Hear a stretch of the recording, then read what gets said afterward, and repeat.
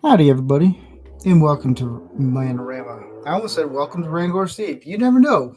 Tonight, we're going to talk about movies and how they've impacted us as guys and made us men.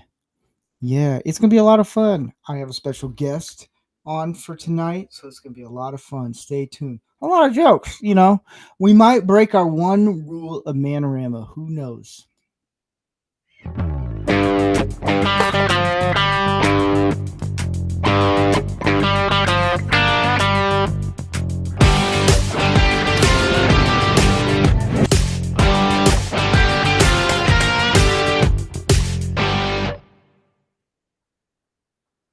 Well, howdy, everybody. Welcome to Man-O-Rama. This is the 107th episode. We are on Rumble, YouTube, and X.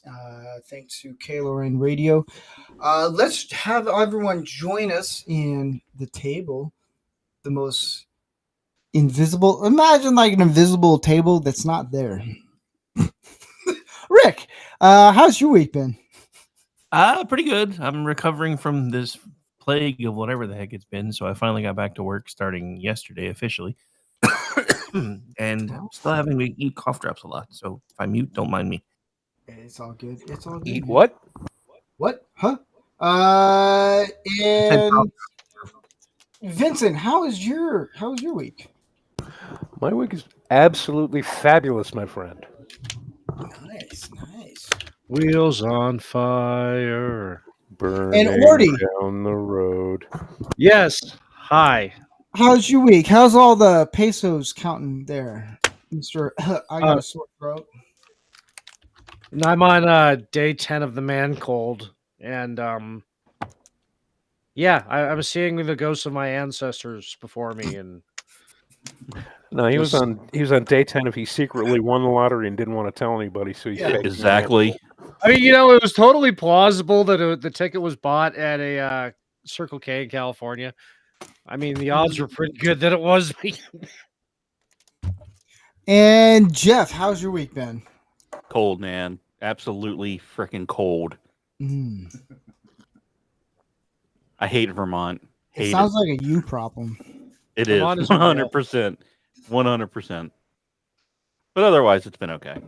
And Canadian Spider-Man. Hang on. I got to stop real quick. What?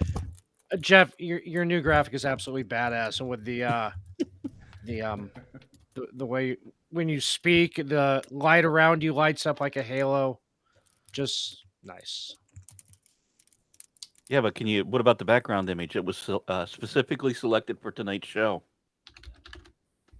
Nice. There you go.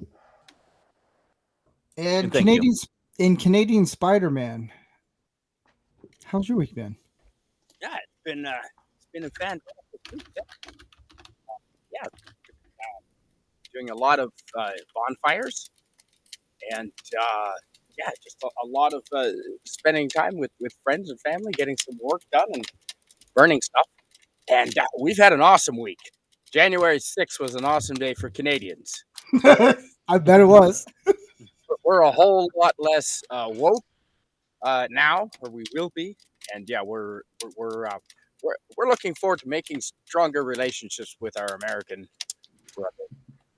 What happens if you guys vote Dale Mulvaney as your prime minister? I don't know if that's possible. I don't think he's Canadian enough. I don't think so. All right.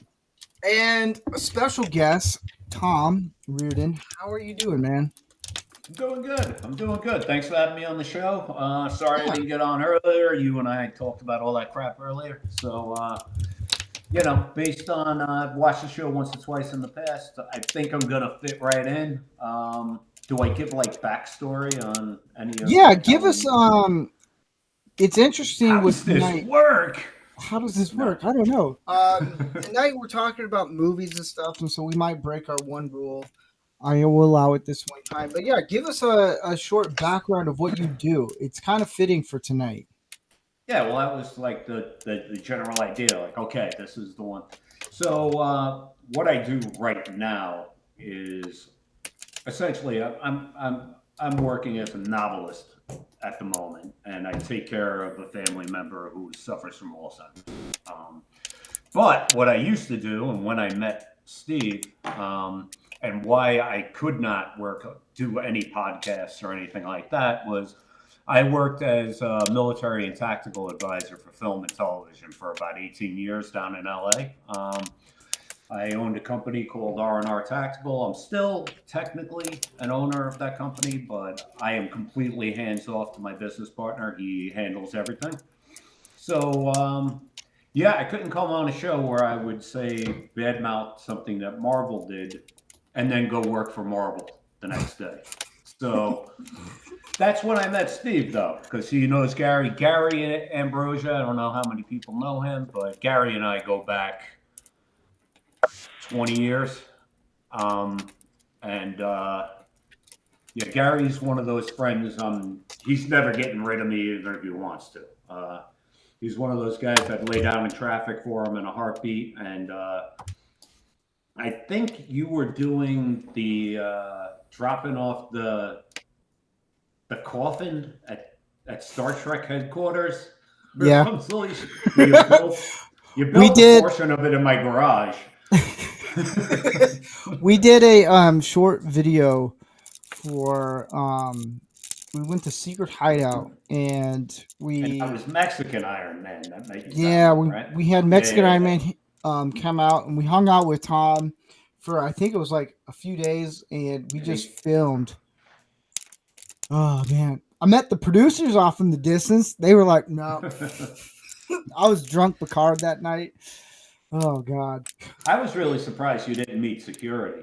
Like, I'm really surprised they didn't just have security out on you. I was looking around. I was like, but hey, fuck it. They let you have your fun. There was no law enforcement interaction. It's good. Yeah. And it was funny as hell. It was funny as hell. Oh, yeah. It was great. And that's when Steve and I first met, was when he came down to do that. And we've been in contact on and off. I know I escaped from California a few years ago. Lucky bastard. Well, I live in Washington State now, which is the only state that moved further to the left. I tell people it's kind of like, it's like if you left China and moved, well, North Korea for China, It's like, it's better, this food, Is it though? Yeah. Is it? Well, here's a question I have for you guys before we get into Don't Be That Guy. Have any of you guys seen a shortage of eggs? Or is it just in California? A shortage of AIDS? Eggs, not AIDS. Eggs? Eggs, you big old horny woody. I was thinking the same thing, Canadian Spider-Man. There's don't no know what shortage an of AIDS in California. Especially not in California. They got a pill for it now. I see my neighbors have tons of eggs. We never run out because we have chickens. Yeah, grocery store wise, eggs are hard to find right now. Okay, so I'm not the only one. I got a little crazy. All right, so we're going to get into Don't Be That Guy. It's going to be a lot of fun, guys. Is there a Twitter. shortage of AIDS? Twitter. AIDS. AIDS. Oh, man. So... Okay, Vincent, come back to us.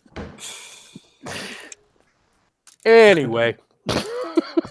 Yeah. So Don't Be That Guy is where it started off as us kind of critiquing the simps and everything. Then it became, let's just make fun of every stupid guy, anything. So it's a lot of fun, guys. It's where we all can have fun. Fun. But we're going to start with this schmuck.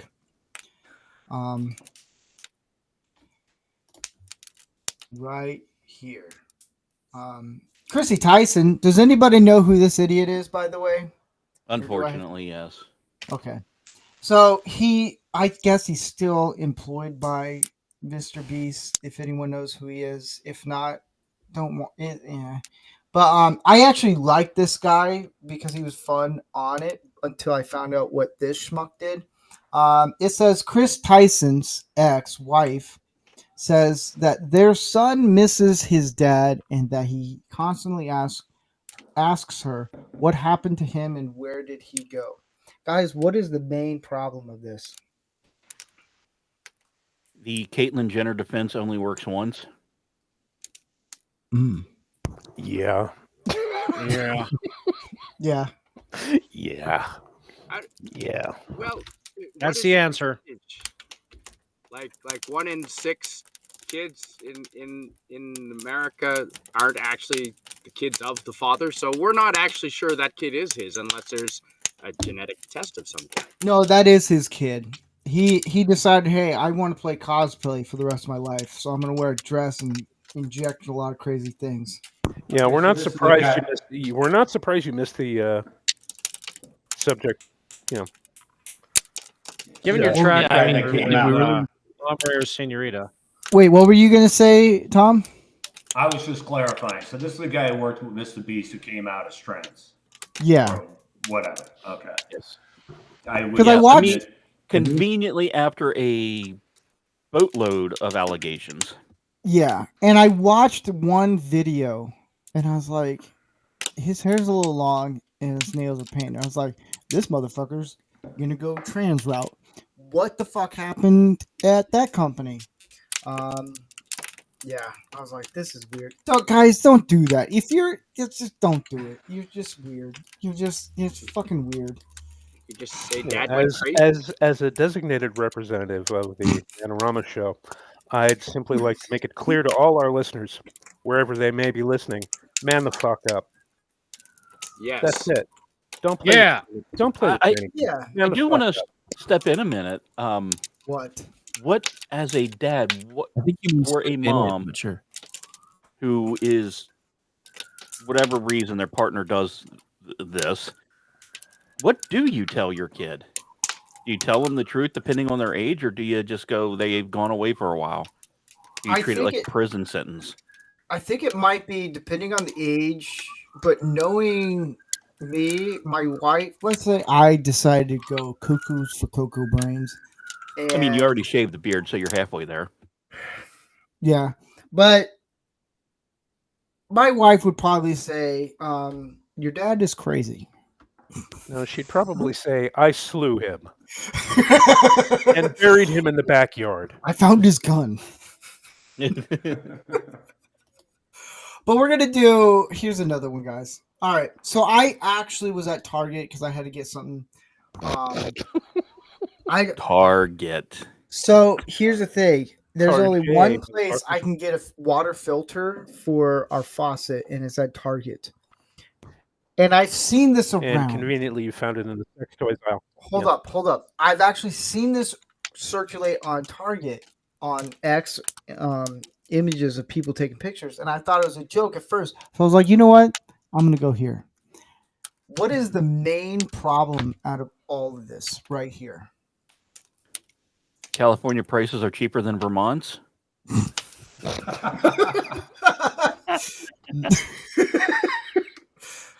They're pretty reasonable prices. This is Vincent's complete lack of surprise. Being This- in California, I'd say what's wrong with it is it's not locked up behind the glass like the rest of the Sudafed and everything else in a Target. Absolutely. Thank you. And Well, it's California, and it's not like, how come this stuff's not being stolen? Everything else is locked up in California. Yeah. Like, Yeah. they're Yeah. not even stealing this. There's Surprised no they don't keep resale it. value. Well, So on I this. can see them stealing cold medicines and shampoo and baby formula and stuff like that, but does everybody in California have like a veritable plethora of sex toys that they don't need to be stealing them? well, here's Yes. the issue out of all this. Well, do you here's the issue. I explain don't it? see Fleshlight up there at all.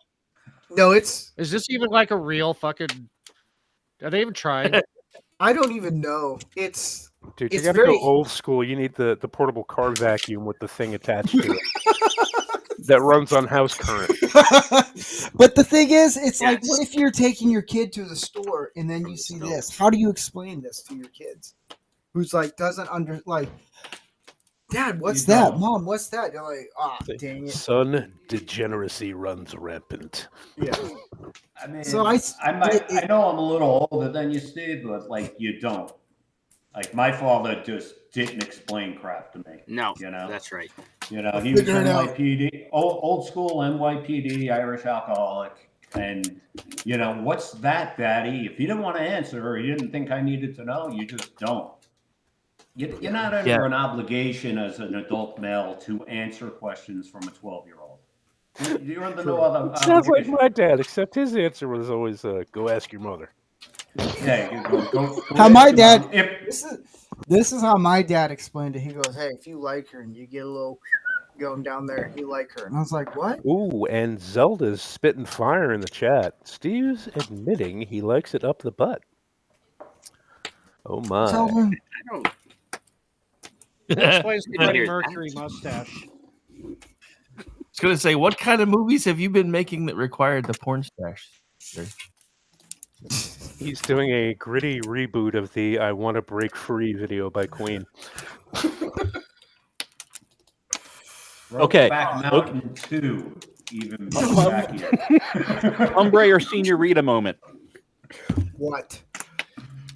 Since it was mentioned, I want to break free. Oh. So this is how many think Steve, the Canadian Spider-Man, would absolutely fail when the drummer from Queen in that video? Oh, he hands failed. down. I'll he have to failed. watch it, but yeah, possibly. But My track record's not good. it isn't. It isn't. No. So here's this one, guys. Can you guys spot what's wrong with this image? Air vents on an electric car. Mm-hmm. You're not driving the Subaru? Or the trunk. Combat parking of a economy vehicle. No, it's the hood. Yeah.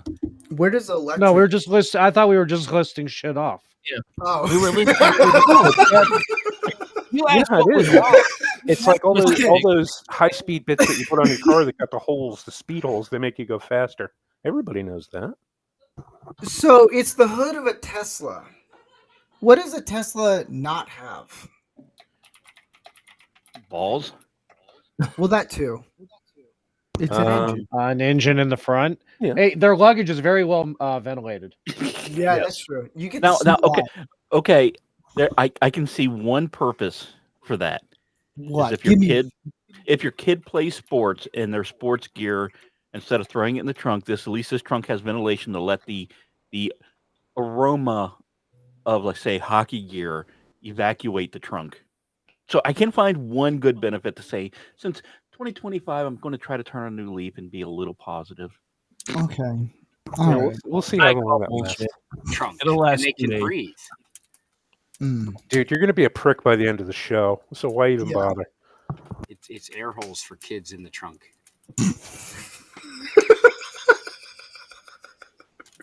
Wow, that is. I like how you said it so seriously, like it's air hose. Shit got dark. All right, so here's the last two. All right, so we all know this guy. What the fuck is that? That's the guy who thinks he's Jesus. So what is the problem with this? The problem Well, is we maybe- haven't crucified him yet. That's the problem.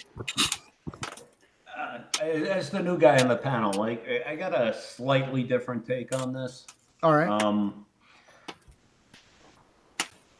Just like you said earlier, people just need to man up. And that applies in an odd way to both the Mr. Beast guy and this guy. Like, man up and just admit you're gay. These guys are just closet case homosexuals who are not man enough to admit the fact that they're gay. Yep. Like, this is, the United States and up there in Canada, for the most part, people are like, you're gay. All right. It is what it is. But you're not man enough to even own up to it. You're like going to create this extra category. This man is just gay. That's what he is. He's not trans. He doesn't think he's a woman. He's probably this guy in particular is off his rock. He is. He's out of his freaking mind. We've all seen him on. But like the other guy, the Mr. Beast guy, he's probably just gay. Yeah. And he's married and he can't own up to it. And then this whole brand new third option opened up for him over the last like 6 or 8 years. So he tells his wife, like, that was his window out. Now he's probably out of his mind too, but Yeah. you know, And it's we're just all like, out of our minds. It's just you like know? if some of you probably follow Gay Biker Dad on Twitter, and if not, you should, because he's friggin' awesome. But Yeah, until he tags you in a tweet, and then you get all these gay comments, and you wake up at 7 in the morning. You're like, "What the heck? What Twilight Zone did I get into?" And then you gotta text him like, "Buddy, you gotta, dude, like, you gotta tag me in less things." He's all like, "But it's kind of fun." but he has a specific term for people like that. He calls them spicy straights. Yes. And It's- that is absolutely dead on. It Absolutely is. dead on. But when you get 100 comments, 100 notifications for something, you're like, "What the hell?" Because for me, I'm like, "Oh man, what did I say now?" kind of thing. And then you wake up and it's just him, and I was like, "Oh man, I'm not even gonna read half comments." This is the guy in his bio. He says 1A, 2A absolutist. He says, do I got the right one? Yeah, Okay, I don't know. Could be many. he's a Like, funny all guy. He is. Steve, I want to commend you on your continuity on this segment. How great for you to have from your Target aisle on his bookshelf. Oh jeez. Good idea. Doesn't it look Very like good the product that was on those shelves? So, as the fake director of this show, bravo. Cool. Oh. All right, so we're gonna get to this one. Is more fun. This one is interesting and fun.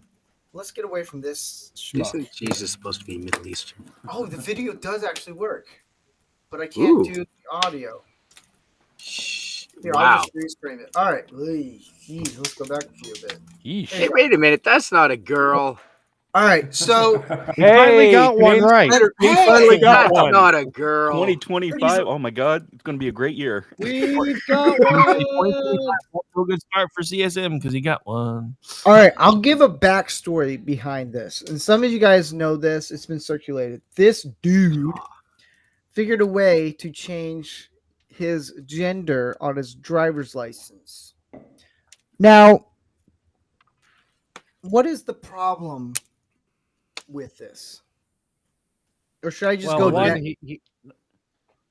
What were we gonna say, Wardy? he admitted to a crime on video, Yeah. Mm-hmm. so there's that. Well, there's more to this story because this is actually in Florida where this is technically illegal.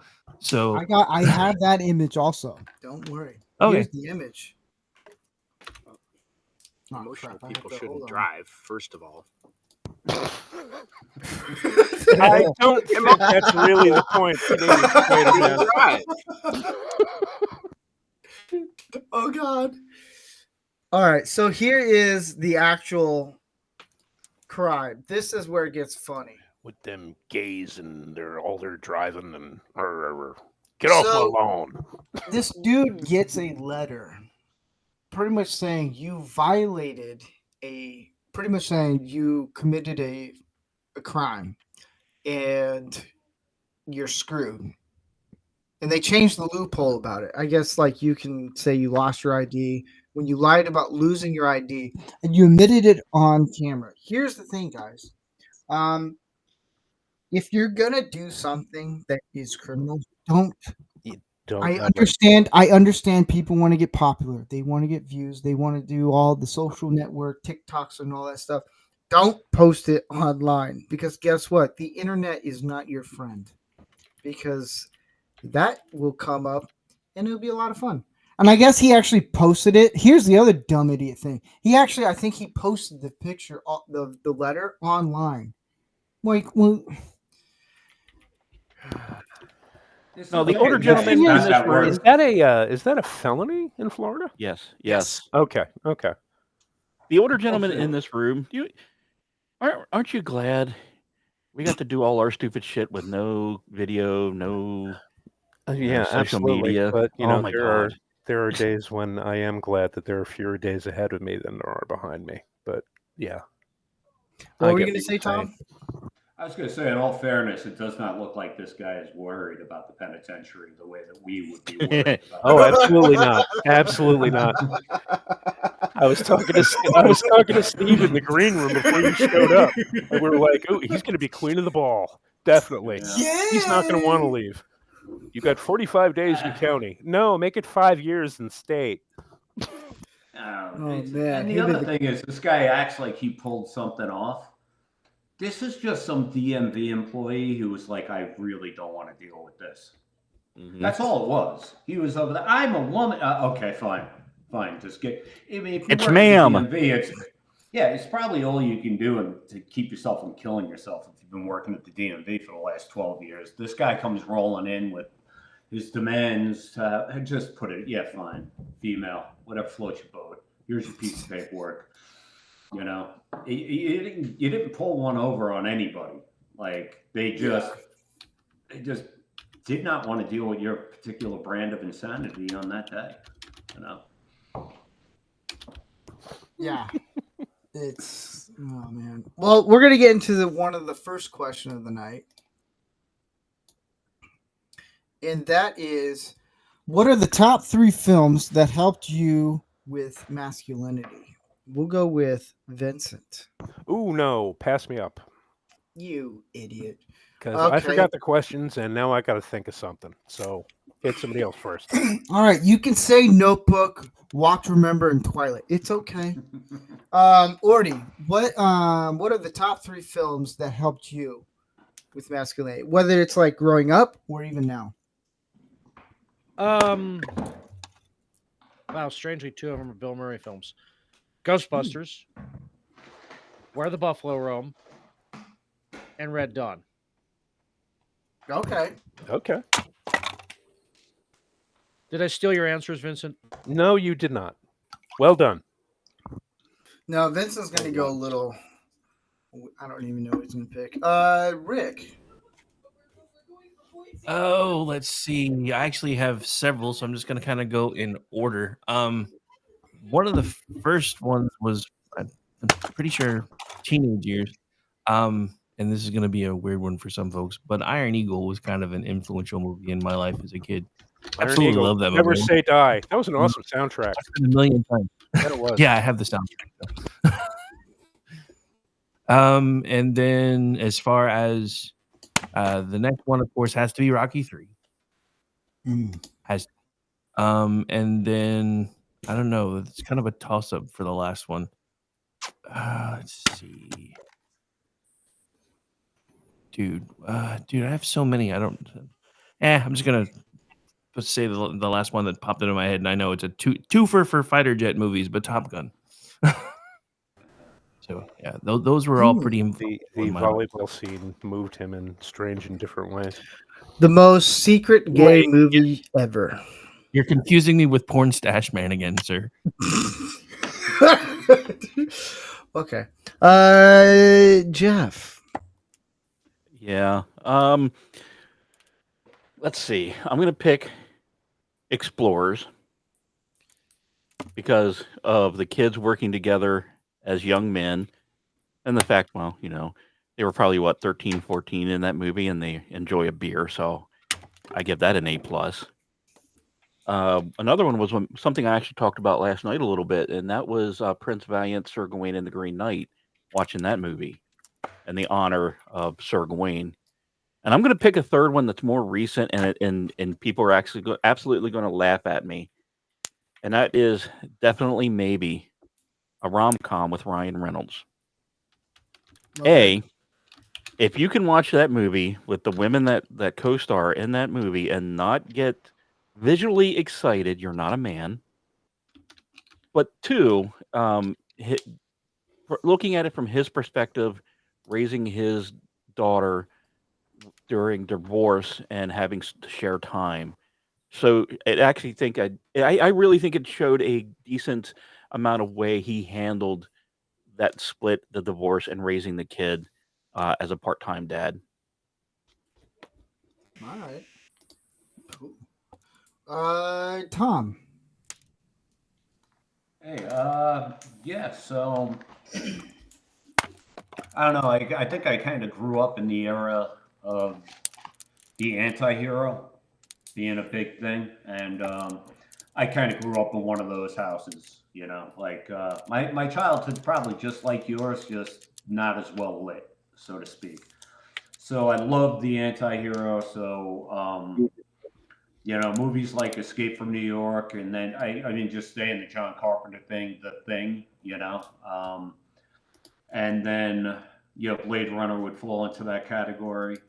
Uh, Outside of that, I would go with something along the lines of The Outsiders was amazing, and strangely written by a woman, which is a little odd. I didn't know that. Oh yeah, she wrote her pen name was Initials, and she wrote Rumblefish as well. Okay. And then it was before I started looking at life through this particular lens, but Kramer versus Kramer, Dustin Hoffman, and stop, you know, becoming a dad, becoming the one-on-one dad, and then having that ripped away from him later. And then my joke answer would be Flash Gordon, you know, the classic Flash Gordon. It just 50% of the audience grew up to be gay, 50% of the audience grew up to be straight. You know, like it was the ultimate litmus test for like a 13-year-old boy. Was like Yeah. Flash Gordon, you know. Some people identified yes. with Flash. Some people identified with Brian Blessed. Hey, Yeah. if you didn't get huge squirts of testosterone just hearing him say Gordon's alive, then you've got Right. something wrong with you. Yeah. That man was Well, that that was and the- super masculine. Jesus. and the drop dead gorgeous Russian actress who couldn't act at all, but she was just gorgeous. She died of a brain tumor, like 29 years old. Jeez. And you know, throwing it in, I gotta throw it in because it was a little later in life though. It was Fight Club, which is Yeah. you know, which is another one that the novelist is not what you expect. You know, Chuck Palahniuk, he's a openly gay guy who lives in Portland, Oregon, and he's definitely the furthest thing from what you would get, the furthest thing from Tyler Durden that you could imagine. Mhm. And I love all his stuff anyway. You know, I've read everything he's written. He's freaking amazing. But so I know I gave you more than 3, but That's I okay, man. like That's looking okay. at segments. You know. Yeah. Canadian Spider-Man. What maple syrup? Top 3 maple syrups made you masculine? I gotta say, I agree with the list so far, especially Top Gun, Iron Eagle, absolutely Iron Eagle, Ghostbusters. Those 3 guys, absolutely. Well, 4 of them. Winston came later, and in addition to that, I gotta put Dead Poet Society up there. All right. You know, Robin Williams was incredible in that, and also Chuck Norris, Mission Impossible, man. They you know, you put a bag with a rat, a hungry rat in it over your head, and you come out with the rat in your teeth. I mean, that's right. That's pretty impressive. All the Rambo movies, of course, every one of the Rambo movies. Yeah, and I'd say, you know, I'd say for sure the action movies, all those action star movies, every friggin' one of them. You know, there are too many to name here. Cool. And yeah, and I don't know if you've ever seen a movie called The Last of the Mohicans, Daniel Day-Lewis, but yeah, that influenced me a little bit too.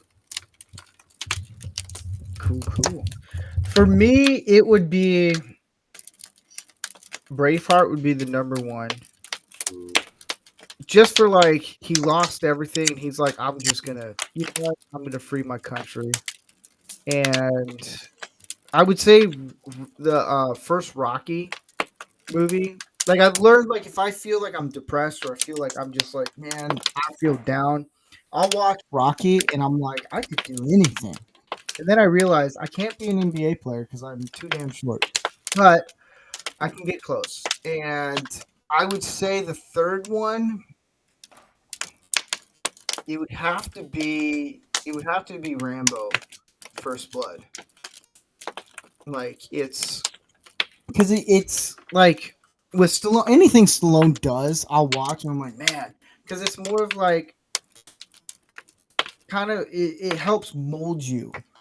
Like we watch these movies, like for me personally, I think guys watch these movies with big like macho dudes like Commando, Predator, because we want to relate somehow with these guys, even though we can't physically in the real world. But it kind of gives us hope that, like, you know what, I can go out and do something that's kind of cool, and I'm gonna benefit from it. And it is cool. It is cool to like actually sit down, like just sit down, have some pizza, a drink, and then just watch and shut your brain off and just watch like a movie that's gonna pump you up and be like, you know what, I can go do this. Like, you know what, if Stallone can carry a heavy gun, I can do the same thing. Like that kind of thing. Even though we're never gonna be able to do it, but you know, hopes and dreams. Oh, he's just carrying a 60 and not Yeah. that heavy. And he's not very tall. Stallone, you know, he's not very tall. And I mean, I've only met him once and didn't even meet him really.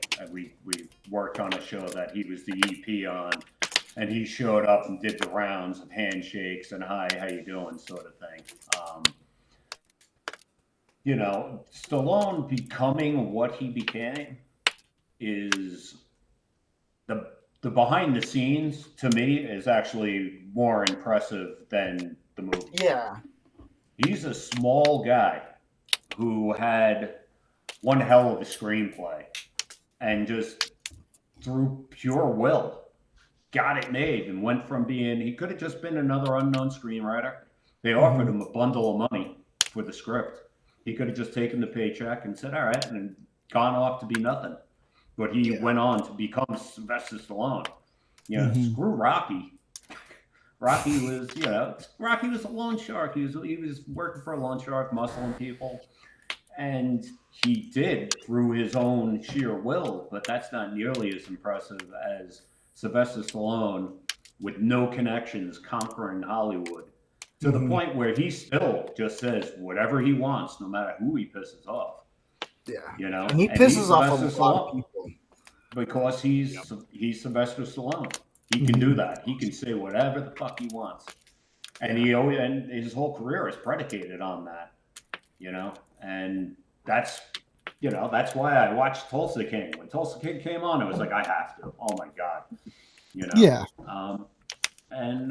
You know, I've heard that he's very much that guy, but a very optimistic version of that guy in real life. Okay. From people who know him fairly well. I know an actor that worked on the last Rambo movie with him, and he said he's just, everything is optimism. There's nothing that can't be done, you know?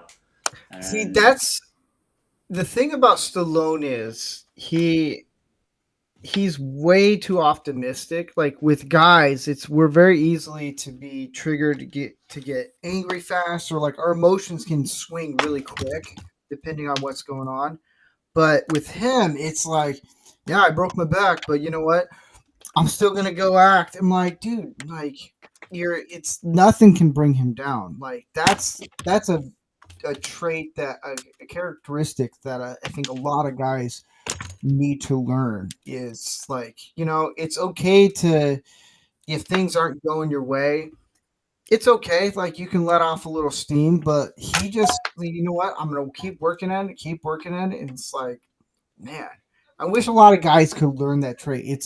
It takes skills, and it's something I don't have, but I enjoy watching behind the scenes with him, like his documentary. I think it was like a 2-hour documentary on Netflix, and his life story and the way he talks about his family and everything. I'm like, you're way too positive on everything. But he's humble. That's the other thing. He's very humble of where he's at.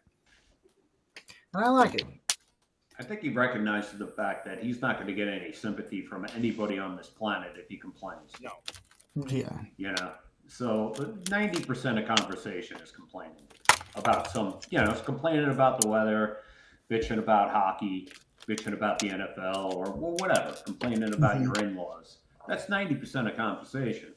And if you're Sylvester Stallone or Brad Pitt, nobody wants to hear it from you.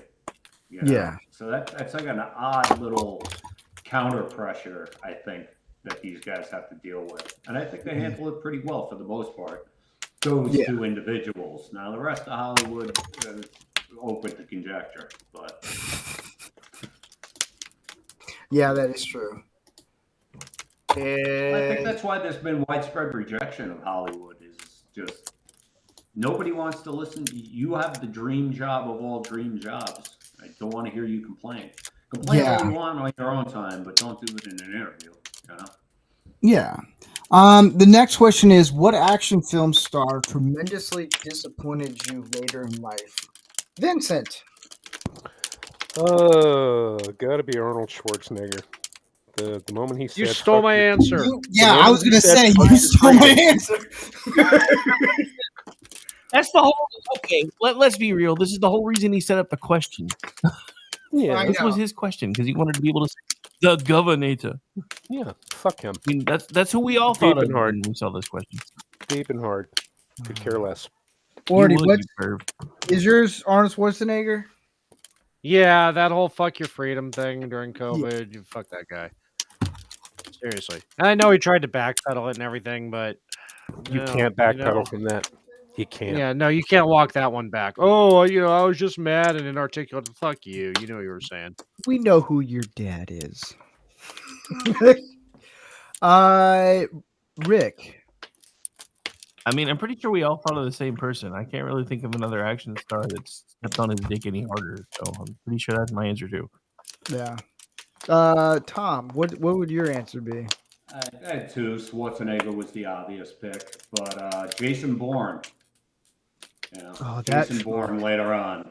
He's not necessarily he is an action film star, but we don't know him as that because he is very talented actor and he works across different spans. But he was Jason Bourne, so I found that guy to be a disappointment. He just can't keep his mouth shut. No. So. Canadian Spider-Man. Yeah, I mean Schwarzenegger was the one that I had in mind originally, and I'm struggling to think of. I mean, usually action stars are pretty, pretty conservative leaning, so they haven't really gone too woke. Many of them, Not always. I mean, not really. Other than Schwarzenegger, since everybody went Schwarzenegger, I did think of another one that kind of annoys me. Hey, shut up. I haven't gone yet. Yeah. Okay, well, fine. I forgot about you. What's your answer then? You're going to say Schwarzenegger anyway. No, I'm not. Actually, I am not. I am 100% going to say Chuck Norris. Whoa. Whoa, what? Hey, Yes. Whoa. Are you trying to get booted from the show, sir? No. You see who's behind him right now. You better give a good example there, Mr. Santa Claus. None of those stories talking about how Chuck Norris did this and did none of it's true. I just found that out this last week. You know how disappointed I am to find out those stories about Chuck Norris are false? Wait, Talk about a letdown. You mean his beard didn't actually single-handedly win World War II? That's right. Right? Fuck. Why? I've been on this planet for 53 years. I'm just finding this out now. You want to talk about disappointment? Everyone knew Arnold Schwarzenegger was a douche when he fucked his maid, okay? I don't know. I never saw The Maid. I did, trust me. Okay, Rick, go ahead. Yeah, somebody in the chat said, and the one that I thought of after I said Schwarzenegger was Steven Seagal. Yeah, Actually, no, I got another one too. Oh, who? John Cena. The way he absolutely wallowed and gargled Chi-Com semen when he accidentally let slip about Taiwan being a country. and then Oh he went yeah. completely genuflected. I actually like John Cena, like him as a person, like his background of like how much he cares about people. I really do like that. I do agree that I thought, oh man, he could be like The Rock but cooler, because The Rock is just a steroid dumbling idiot, and but they make money. Well, My yeah. my pick is not Schwarzenegger, because I actually had to switch it because he was going to be mine, and he got picked, and then I realized that was the obvious one. But mine is going to be Alan Richson, the guy who plays Reacher, Oh yeah. because of he worked. So he worked on a film with Guy Ritchie, and it's a very long word like title, and I never can pronounce it right. But it was with Henry Cavill and all them, and it's a really good movie. But he decided, hey, we're done filming. I know Guy Ritchie's like, I don't want you guys to get political or anything. We're just here to make a movie. And then he goes and spouts his mouth off about Trump, and then he spouts his mouth off about Christianity in a weird way. And I'm like, dude, like I actually liked you in Reacher, and I think you're a fun actor, and you're funny, and you're great. Why you gotta go? Why do you gotta go spout your mouth off? Like this is why your career ends when people do that. And I don't think he's at the point where he can say whatever he wants. It's kind of he's still new, but to me, it was a letdown. I was like, I really enjoy watching him in his shows and everything, and think he's very genuinely like a funny guy, and his comedy is on point. But I'm just like, dude, shut your fucking mouth. Like, jeez. I think that's overall. That's everything on both sides. I mean, like, I'm sorry, Spider-Man. I cut you off. Go ahead. No. You're the guest. You go. I talk too much anyway. You go for it. I'll follow you. No, but like it works on both. Like everybody knows at this point that Gary Sinise and Zach Levi are both conservatives, right? Yeah. But that was let slip. They didn't go on a press tour talking about it. Now, Levi came out during this election, but he's like, I worked with him on Chuck way back in the day. And you always know who the conservatives are. For us, it was easy because we all had body armor on and we were all carrying rifles. So like, these guys might be a little more conservative leaning. But don't come out about any of this stuff on either side of the aisle. You know, I think this, like, when you just mentioned the actor who plays Reacher now, I don't think of him as an action star, because the action stars were around for decades. You know, he's the perfect casting for Reacher. He's right out of the book. He looks like him. He acts like him. He's perfect for it. Now, great. Now go make another movie. You know, Jason Momoa, I think, is a perfect example of this. I couldn't tell you anything about that man's politics. They throw a role, go be Aquaman. Okay, I'll be Aquaman. It was terrible. Oh well, I'll go be the guy in Dune now. And he just keeps rolling. He keeps his mouth shut. Yeah. You know? And Point of order. What? He did lecture dude who played Captain America about having a disposable water bottle when he should be using a refillable I forgot about bottle, that. as he was saying this on his plane flying from Los Angeles to Palm Springs. Okay. I forgot about that. I didn't hear that one. So okay. But for the most part, I think it goes both ways. You know, like, just keep your politics out of it, because nobody cares. And see, they do that, and they run the risk of polarizing half of their fan base. Exactly. Absolutely. And you know, that to me, that seems like, you know, I'm going to take all this money out of my pocket and I'm going to burn it, because obviously I'm stupid enough to not need it. And that makes absolutely no sense. They What already did you got say, paid, Tom? and I think those people have already, first of all, their checks have already cleared. All right. Yeah. They're going to catch good residuals and all that stuff. But also, I think they feel a certain amount of obligation to swing one way or another on political issues. And you know, nobody has ever tried to interview me on set. Nobody cares about the tech advice, you know. But everybody wants to talk to actors, and they ask them the most. And like a lot of this is the media that covers entertainment. Like, why are you asking number 2 or 3 on the call sheet about Palestine? Like, why would you know? Like, do you ask a plumber? Like, hey, while you're here, I really need to know what your feelings are about, you know, the Abraham Accords and the Middle Eastern countries that failed to sign it. Do you know what a plumber's gonna say? Yeah, I got a pretty good Get idea. fucked. Fucked. Why the fuck are you here? I'm working. Yeah, but an actor, if they stick a camera in their face and they ask them this inane shit, they feel like they're obligated to answer it, you know? And, you know, most, you know, a handful of them maybe have college degrees. Most of them are just guys like me, high school degree, a little bit of college, you know, like, I mean, I did the military route, but, you know, they're not qualified, and they're asked these questions all the time. So I put 90% of it on them.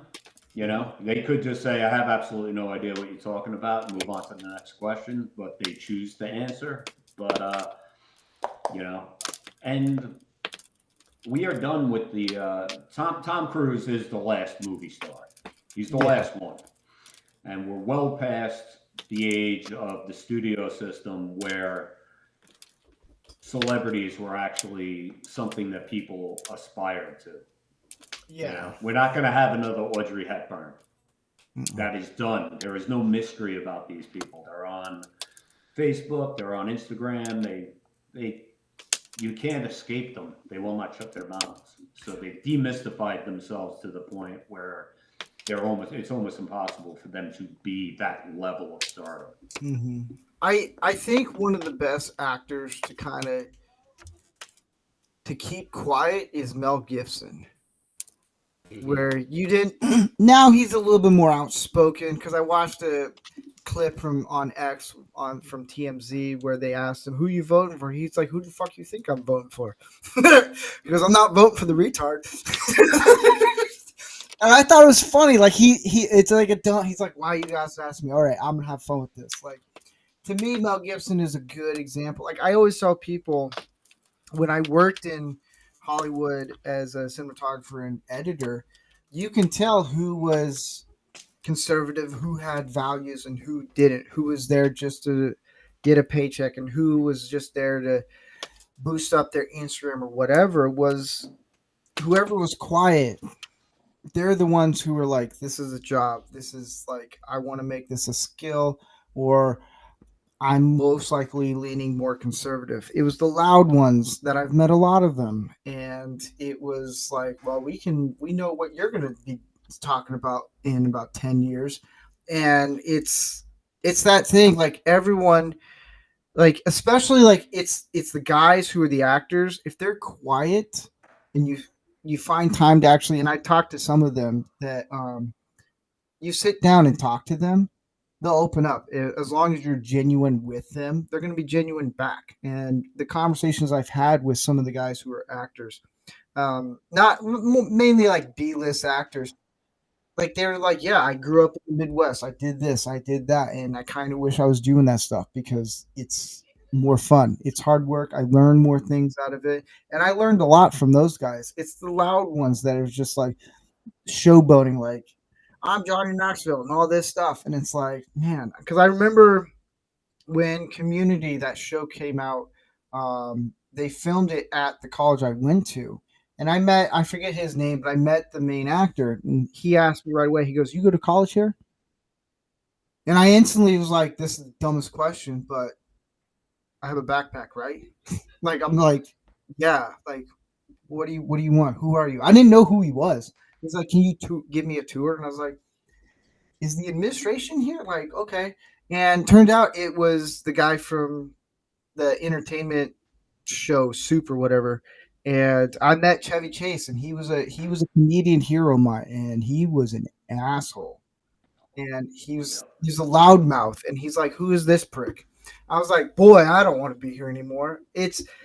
I've learned, if you want to learn from actors, especially men who value masculinity, it's usually the quiet ones. Like Zachary Levi, very quiet guy. I've heard nothing but great things about him. He's a very modest, like just humbling guy. And Denzel Washington, I've heard he's a decent guy.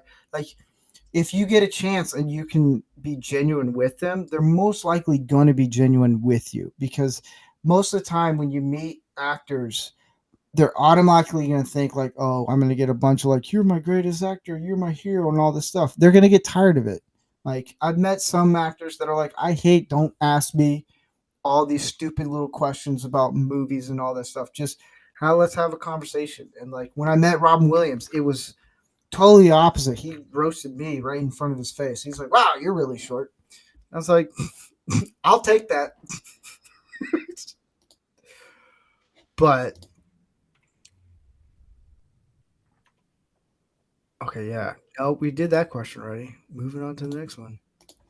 You know who two of the most genuine actors I've ever met where they're actually just stand-up dudes? Both of them kind of action, but not really. Tom Selleck, absolute stand-up dude. Great dude. And Larry Wilcox, who, if you don't know who that was John from Chips. Mm-hmm. Yeah. You know, and a certain Wilcox. No, it's a different guy. Never mind. You know who would be a funny action star? Shane Gillis. Because you couldn't keep it serious. Like, you could give him, like, a Tom Cruise role in, like, Mission Impossible. The entire time, he could be, like, fit and all this stuff. But the entire time, it's like, when is he going to pull out a grilled cheese and his retarded uncle? Like, that's the entire time you're going to think. I'm gonna throw out a name that you would never, ever, ever confuse for masculinity, that I thought was one of the most stand-up dudes I've ever met personally. And I swear to you, this is not a joke. Richard Simmons. Yeah, I have no problem believing that at all.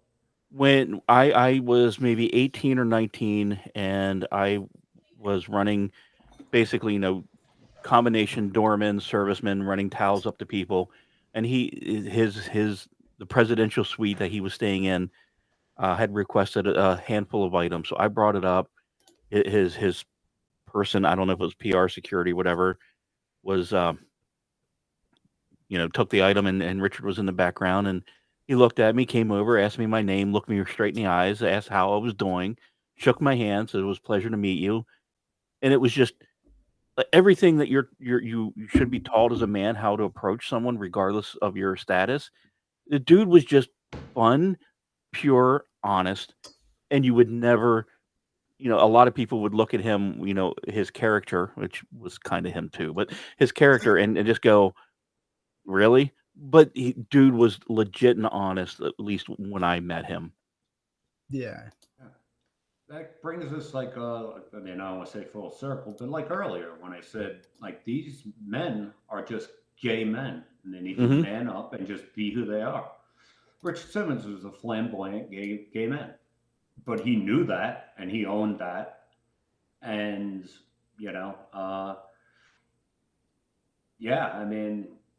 listen, I lived my entire life toting a gun for a living, I did. That's what I did for a living. My father, right up until the day he died, and this is an odd segue. No, but he always said, if you carry a gun for a living, you're a loser. And he was making fun of himself because he was NYPD. And he always thought, like, go to college. I don't think he was even aware of the fact that he was insulting me at the same time, because he was very self-deprecating, my dad. Yeah. But there are a lot of ways to be a man, and just because there are a ton of men out there that are gay. There's tons of them, and the trans thing, I think it's just going away. I think it'll go away on its own. If someone is genuinely trans, I feel horrible for them. If somebody who actually looks in the mirror and sees the wrong sex, I feel horrible for them. But, I worked as a bouncer once upon a time in a gay club, West Hollywood.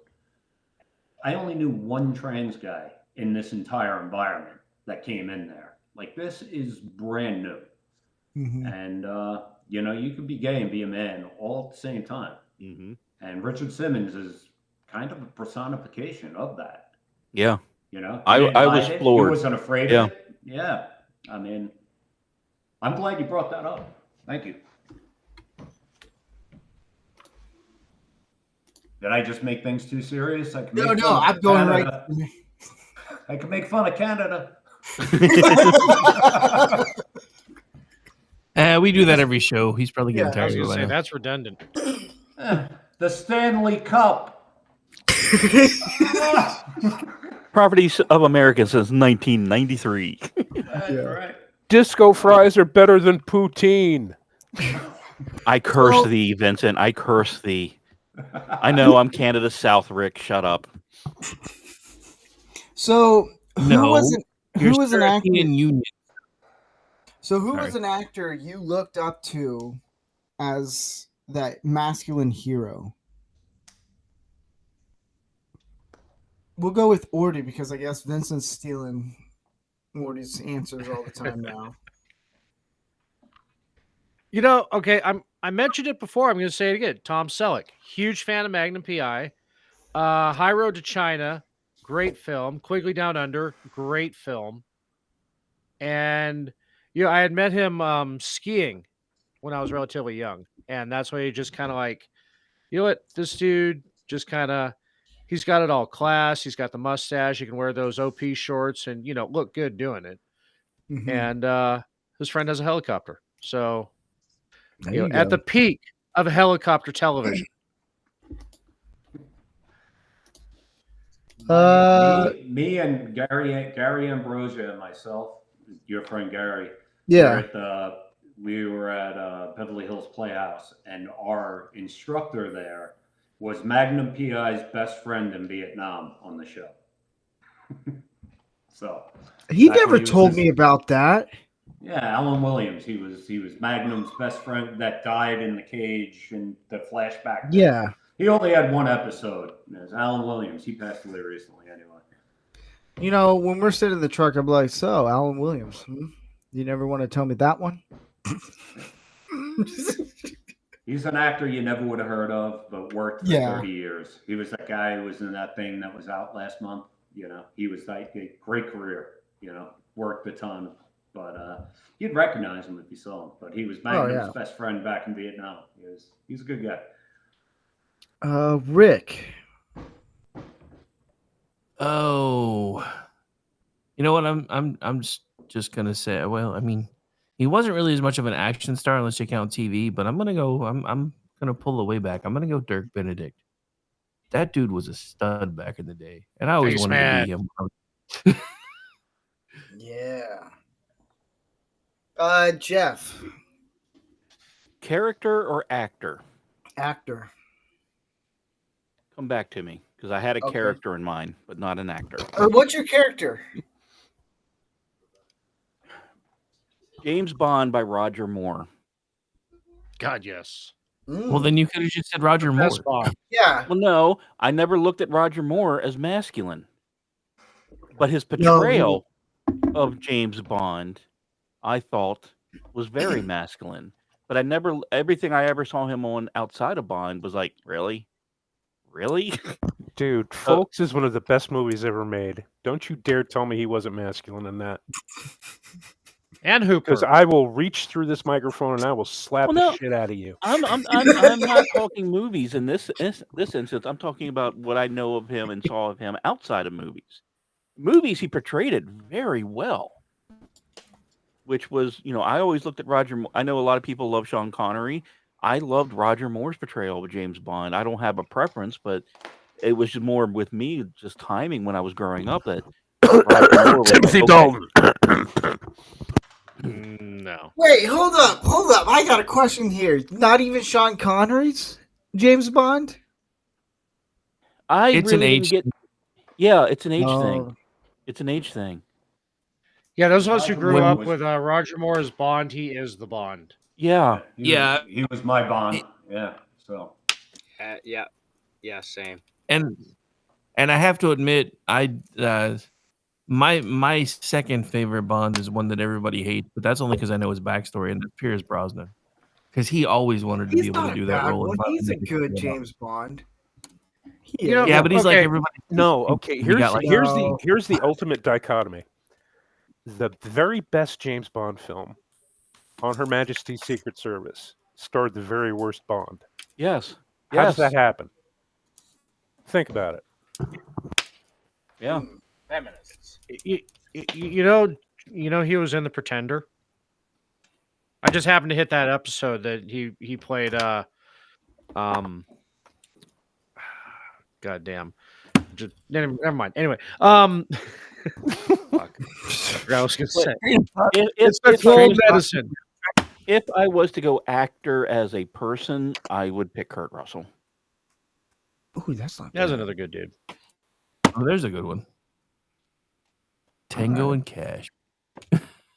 Big Trouble in Little China. Escape from New York, Snake Plissken. The computer wore tennis shoes. Yeah. Tom, who would be your, like, growing up? Who did you look up as? I mean, the action star. I mean, there were essentially two action stars growing up in my era, you know, and it was Stallone and it was Schwarzenegger. And you know, as much as you let you down early, I mean, Schwarzenegger, he brought bodybuilding to the forefront. That was a freak show fringe thing until, you know, Mr. Olympia came over, couldn't speak English. They dubbed over his first film with somebody else's voice because he couldn't understand his Austrian stuff. But, you know, Bill Burr does a great bit on this where they say, you know, like, you know, let's see you move to another country, become famous for bodybuilding, become a mega superstar and movies, and then marry into that nation's royalty. The American princess. Yep. Yeah, that's what he did, you know. And you know, I was a gym rat before before the military, and that came as a direct result of those two guys. And I remember thinking that Stallone, I didn't like Stallone as much because he was short, and I'm a tall guy, and I knew that like tall guys had a harder time putting on the size, and Schwarzenegger is big, and that was like conversations that happened in high school about going to the gym and lifting weights, you know, and these chain gyms that exist today, they didn't exist when I was in high school. Yeah. They exist as a direct result of Arnold Schwarzenegger and to a lesser extent Lou Ferrigno. You know, those guys mainstreamed that. There's a good name drop too. Yeah. Like The Rock is a direct descendant of the Arnold Schwarzenegger archetype, you know, of this invincible man who has done something impossible with his body.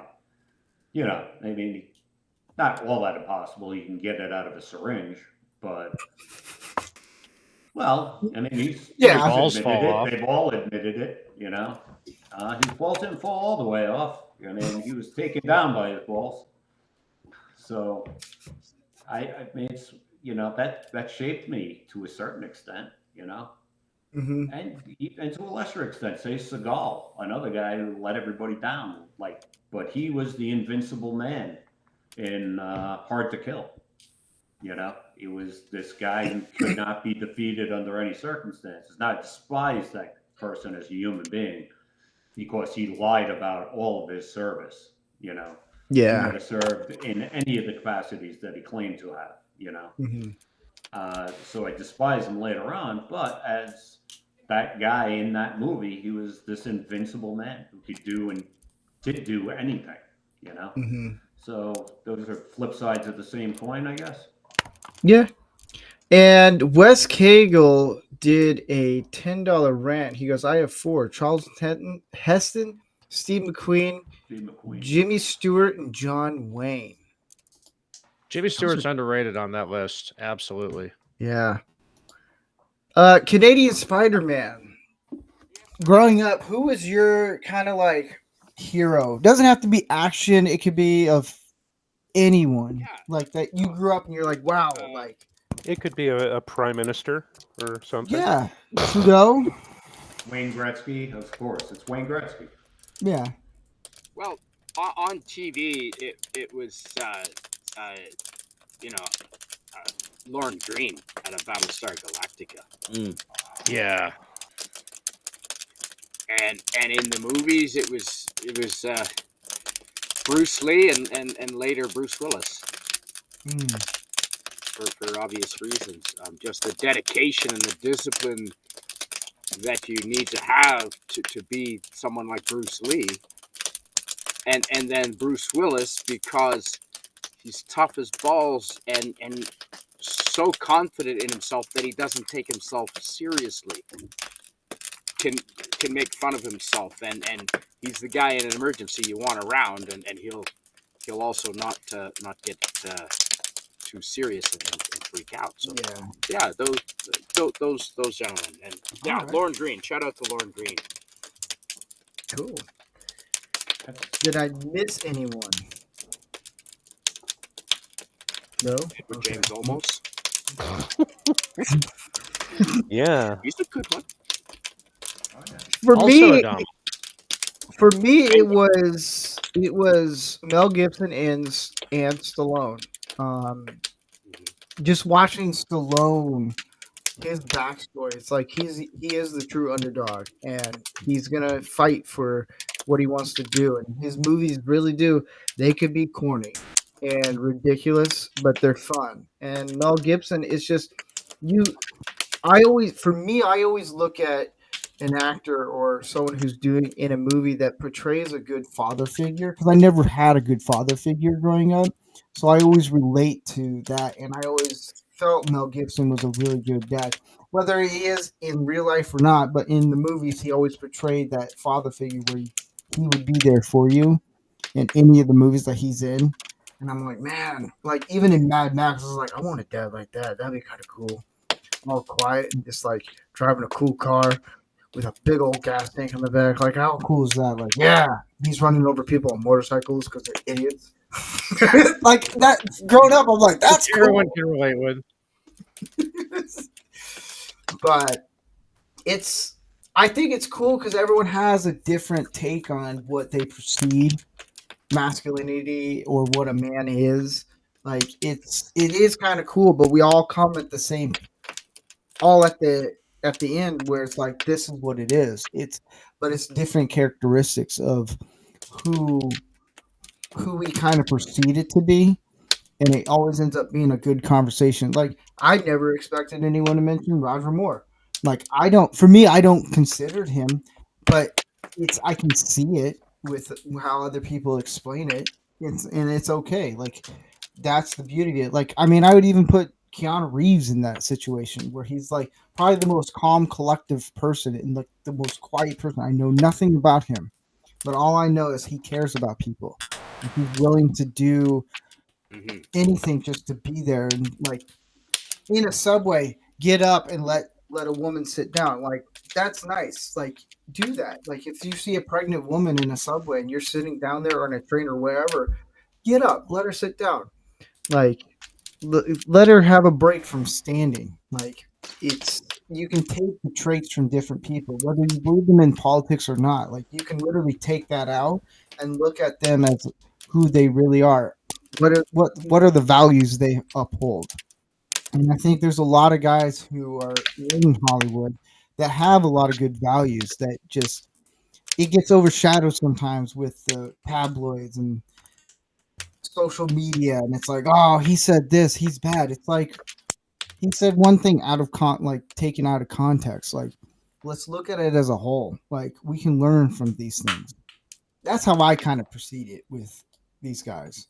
And there are some schmucks like Tom Holland who may probably take his fiance's last names, and Zendaya or whatever her name is. Does she have a last name? I don't even know, but everyone's all like, she's gorgeous. It's like, really?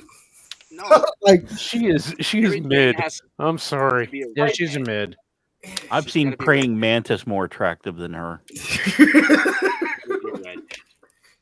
So man, I watched. Yeah, I mean, you know, Rebecca Ferguson is 10 times more attractive. Yeah. 2 hours of her resting bitch face in Dune. Jesus. She was okay. That's why I probably couldn't finish watching the other Dune movies, because her face, like,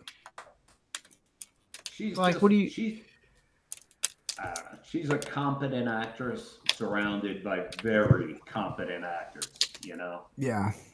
In Dune, and she's just outgunned, and I think that's why they moved Cheney's character to the background. Like, she's just outgunned. You can't put her on the screen with Rebecca Ferguson. You can't do it. Yeah. It's two different skill levels there. Anyway, I just stepped on somebody. I apologize to you guys if I've been stepping on you and talking. No, you're I don't fine, dude. do You're doing good, pretty good. This is fans. It's not a round robin. Yeah.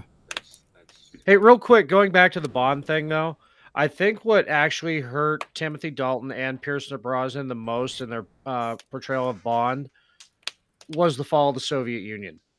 And nobody was buying that anymore. There were no, there was no superpower bad. It's like, oh, fucking North Korea, come on.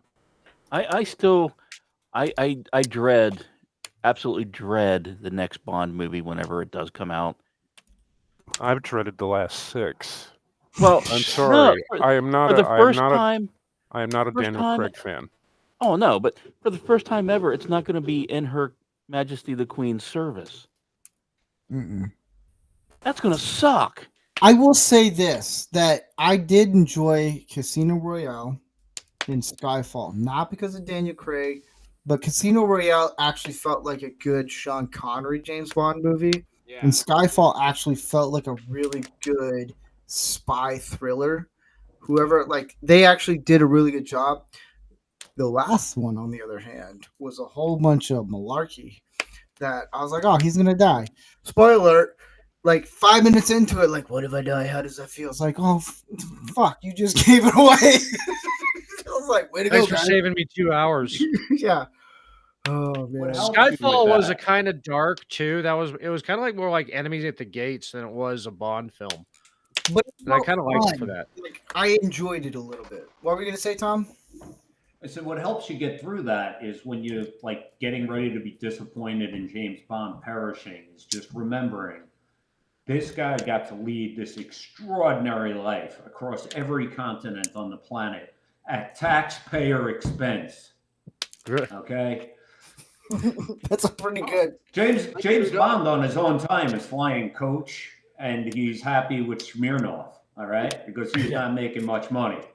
But, James Bond as James Bond, when the taxpayers are picking it up, he's in a McLaren.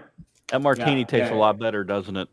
Yeah, it sure does. He's like, Grey Goose, please. Joe Snuffy flying coach wearing a G-Shock and Bond on a bullet train wearing an Omega. Yeah, okay. Shaken, not stood, He gets off duty. He's a Cockney Brit. Like, you barely understand him. He's just like, you're in Morocco, really? You're gambling in Morocco right now on the taxpayer's dime. There's some guy working in Liverpool 80 hours a week at a friggin' steel mill so you could hang out and bang the Russian spy girl, Yeah, you just lost his year's salary on fucking Baccarat. Yeah. So see, if Orty was, think about this. If Orty I'm was, glad he's dead. I'm glad he's dead. Imagine this: if Orty was James Bond, I don't think a single mission would be done because all he would be doing is. No, he couldn't be James Bond because I would be Blofeld, and we would just have back and forth, and we're not so different, you and I. That speech. Yeah, it'd be 2.5 hours of bands. Yeah, he'd be like, "Where's the hooker and where's the cocaine?" Like that. Okay, I'm gonna break the show's cardinal rule real quick, but talking about fucking Bond and on the taxpayer dime, they did a really good spoof of it in Deep Space Nine with our man Bashir. Yes, that was excellent. Yes. That was excellent. And Orty, we all know instead of like Pussy Galore, you'd be nailing someone in that movie called Darla Dimebag. Yeah, there we go. Mary Daryl's Meth sister. That's a pretty good one. Oh man! All right, I'll give you credit on that one. It would just be no last name, Crystal from the strip club. Cinnamon with an S, baby. Cinnamon with an S. Cinnamon with a Y. That's my assistant. Oh Yeah, man. but the taxpayers Tiffany are with a picking up the PH. dime, though. So we get to my favorite part of the show is tip of the hat. And anyone on YouTube in the chat, if you want to join in, this is the way where fans can actually participate in the show. You can go over like what Wes Cagle did, go over to the Rumble stream and you can put in a rant, whatever you want to put in, and give your tip of the hat. And at the end, after we're done giving our tip of the hat for this week, we will go through if anyone has sent in a Rumble rant of their tip of the hat, and we will read them off. And it's a way for people to kind of be a part of the podcast. And they're like, yes, I was mentioned. So it's there. But here we go, guys.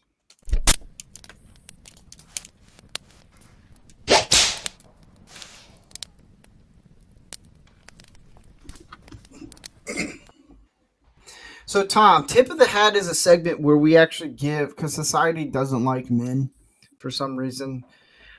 Not because of feminists or any of that stuff, but probably. But it's where we get a chance to, where anyone in your life and has inspired you or has done something where it made you improve your life.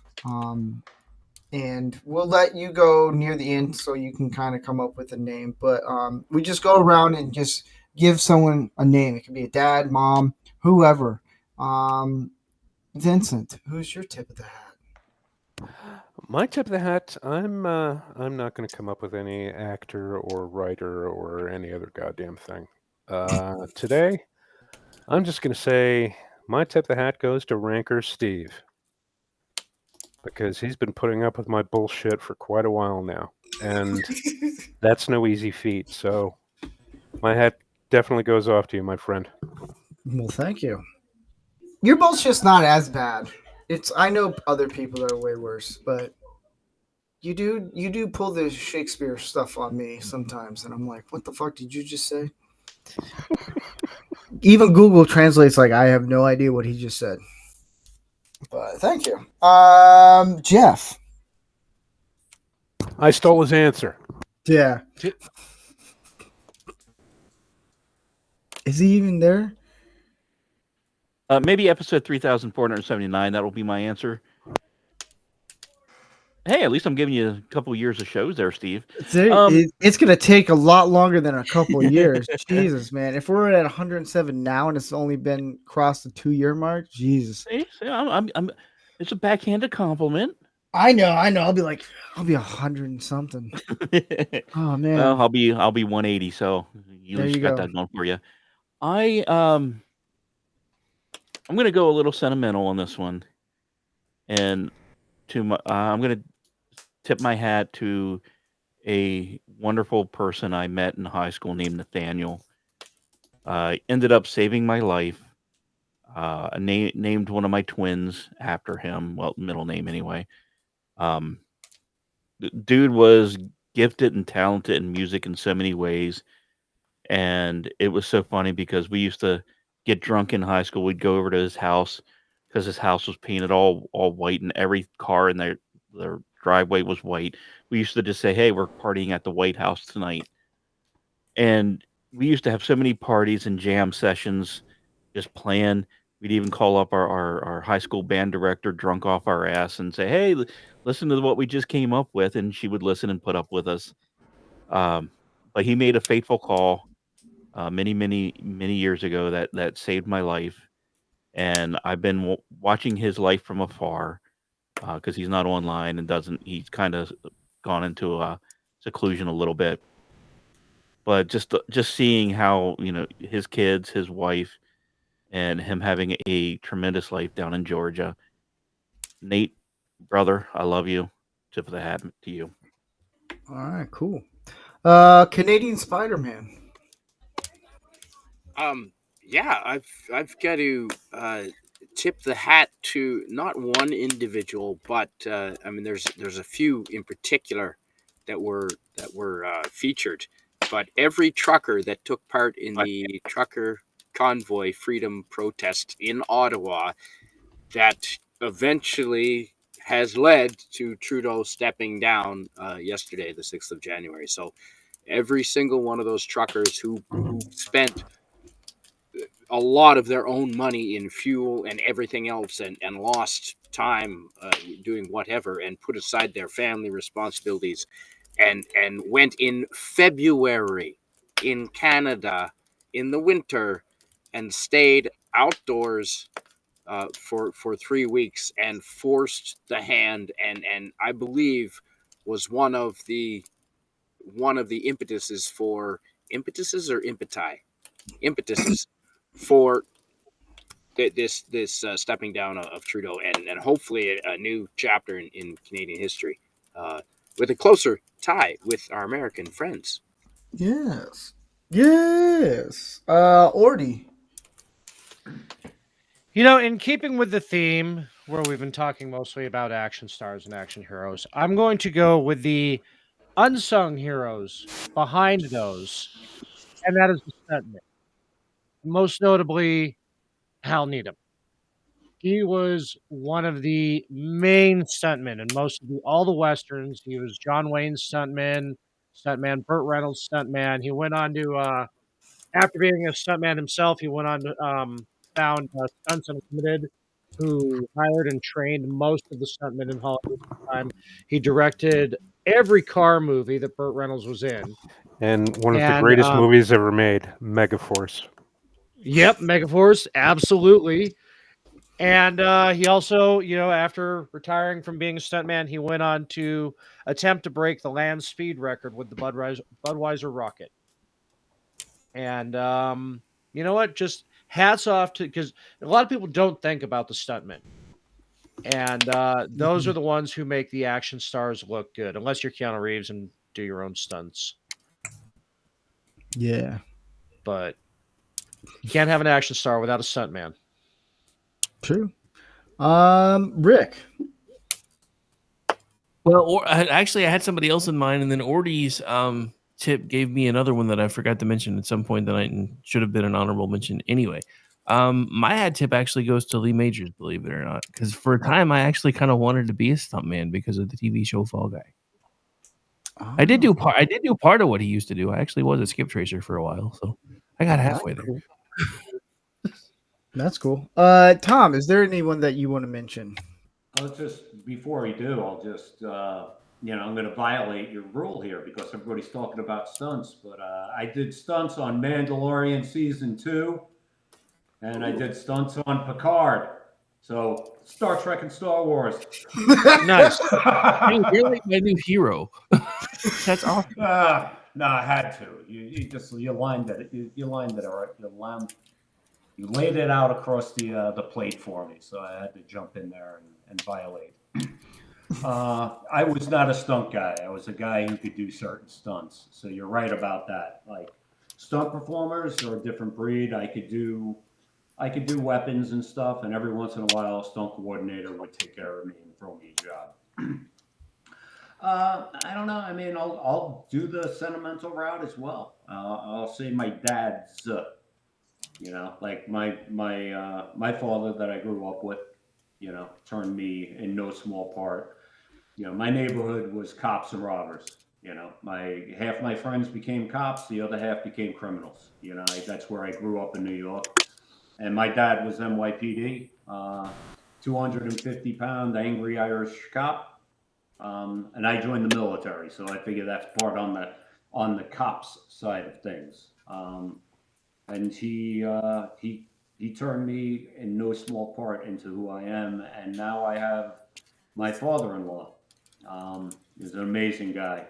He's unfortunately suffering from early onset Alzheimer's. And he is the most he's the most gentle, caring guy I've known in my entire life. If God forbid I ever had to deal with something like what he's going through, I would pray that I showed half the grace that he had. And he's the complete opposite from me. This is a man who studied chemical engineering, and it became boring for him, so he went to medical school and then became a dentist. And then, I carried a gun for a living. Okay, that's So, cool. So I've got these bookmarks of dichotomous male figures in my life. And, my father passed away a year ago. And now I spend a good deal of time with Gary, and I'm lucky to have had both sides of that particular coin in my life. So That's cool, man. For me, it's gonna be my stepdad. He, the conversations we have. He asked me a really important question during Christmas. He's like, "What are 5 things you enjoy doing?"